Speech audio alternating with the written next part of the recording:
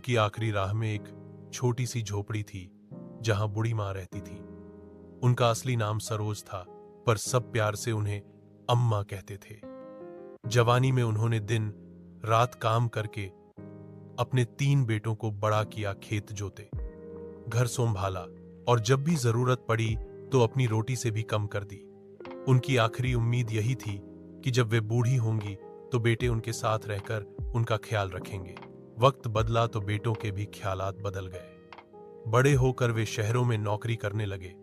फिर धीरे धीरे गांव में आते आते रिश्ते टूटने लगे।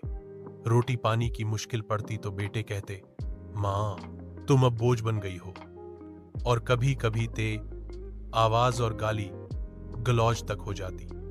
खाने में उनका हिस्सा काट लिया जाता, दवा नहीं दी जाती, और जब अम्मा कुछ कहती तो हाथ उठा के डराया भी जाता। अम्मा हर दिन अपने पुराने बर्तन धोकर बैठती और अपने हाथों की लकीरों में कुछ ढूंढने की कोशिश करती, शायद कोई सहारा, शायद कोई वजह जिंदा रहने की। पर भीतर से उनका दिल टूट चुका था। वे अपनी पीठ पर गिरे हुए दिनों के निशान निहार कर चुप रहती और अपने बेटों की भलाई के लिए दुआएं देती रहीं।